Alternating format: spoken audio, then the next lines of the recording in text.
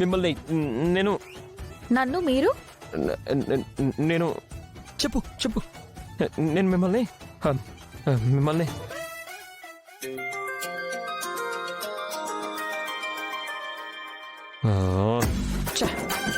ఈ టైంలోనే ఫోన్ రే నీ తిప్పలేవు నువ్వే పడు నేను వెళ్తున్నాను. ఎవరండి? శ్రావ్య ఇంత పొద్దునే ఫోన్ చేసిందేంటి? ఏదైనా సమస్య ఏమో, త్వరగా ఫోన్ లిఫ్ట్ చేసి మాట్లాడండి. అలాగే. శ్రావ్య, హలో అన్నయ్య. ఏమైందమ్మా ఇంత పొద్దునే ఫోన్ చేసావు? అక్కడంతా ఓకే కదా? ఇక్కడంతా ఓకే అన్నయ్య, నాకే సమస్య లేదు. నీకు విషయం చెప్దామని కాల్ చేశాను. ఏ విషయం అమ్మా?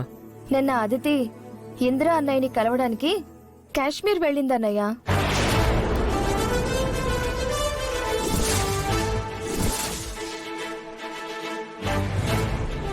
ఏంటమ్మా నువ్వు చెప్పేది? అదితి కాశ్మీర్ వెళ్ళిందా? అవునన్నయ్య, అత్తయ్య ఫోన్లో అదితితో మాట్లాడుతుంటే నేను విన్నాను. తల్లి కూతుళ్ళు ఫోన్లోనే పెద్ద గొడవ పడ్డారు. ఎందుకైనా మంచిదని నీతో ఒక మాట చెప్దామని ఫోన్ చేశాను. సరే అన్నయ్య, బాయ్. ఓకే శ్రావ్య.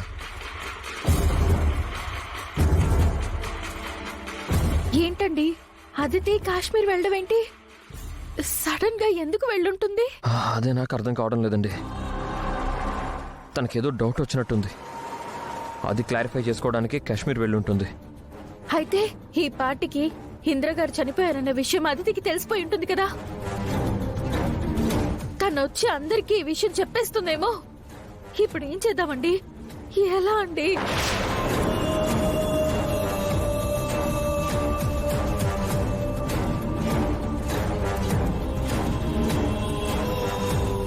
ఈ టైంలో శ్రీనగర్ నుంచి హైదరాబాద్ వచ్చే ఫ్లైట్ ఉంది. ఈ ఫ్లైట్కి అదితి హైదరాబాద్ వచ్చిందేమో. తను ఇక్కడికి వచ్చి ఇంట్లో విషయం చెప్పేలోపు మనమే ఎయిర్పోర్ట్కి వెళ్ళి అదితిని ఆపాలి. గౌతమ్,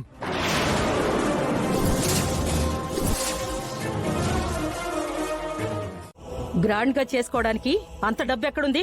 ఆ అనామకుడు కోసం మేం ఖర్చు పెట్టాలా? అక్కర్లేదు బామ్మగారు, మా పెళ్లికి నేనే ఖర్చు పెట్టుకుంటాను.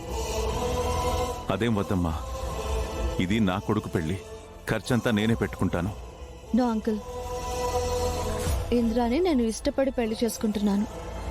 పెళ్లి ఖర్చు అంతా నాదే, మీరు కాదు అనకండి. ఇంకో విషయం, పెళ్లికి అందరినీ పిలవమన్నాడు. తప్పకుండా పిలుద్దామని చెప్పమ్మా. అయినా కాశ్మీర్ వెళ్లిన దానివి ఇంద్రతో కలిసి రాకుండా ఒక్కదానివే వచ్చావేంటి? ఇంద్ర సరిగ్గా పెళ్లి టైంకి వస్తాను అని చెప్పాడు ఆంటీ.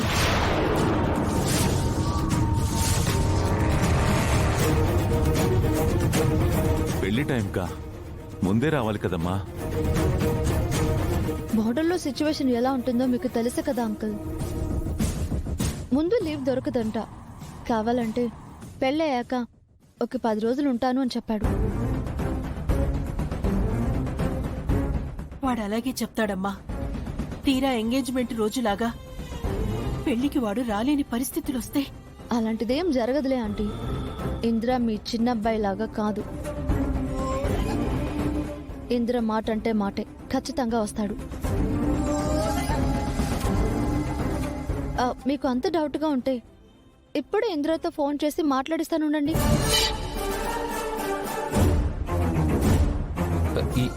ఇంద్రతో ఫోన్ మాట్లాడిస్తావా? ఎందుకు గౌతమ్ అంతలా షాక్ అవుతున్నావు?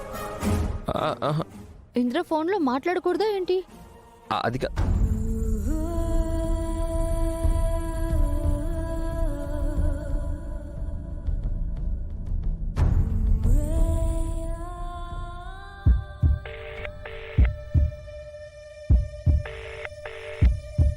హలో అదితి.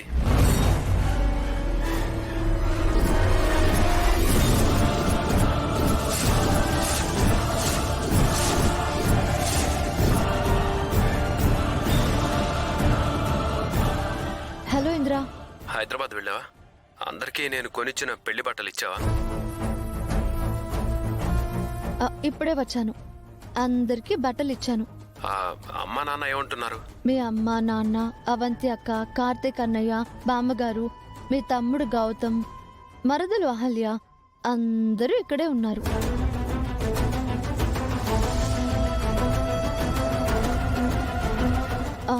నువ్వు పెళ్లి టైంకి వస్తానని చెప్పావు కదా, నేను ఆ మాట చెప్తుంటే నువ్వు రావేమోనని డౌట్ పడుతున్నారు. ప్రతాప్ గారు తెలియకుండా మాట్లాడేశారేమో. అది కూడా కన్ఫర్మ్ చేసుకుందాం.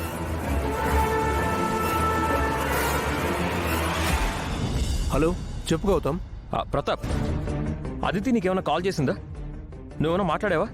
అదేం లేదు గౌతమ్, నాకే ఫోను చేయలేదు. ఓకే.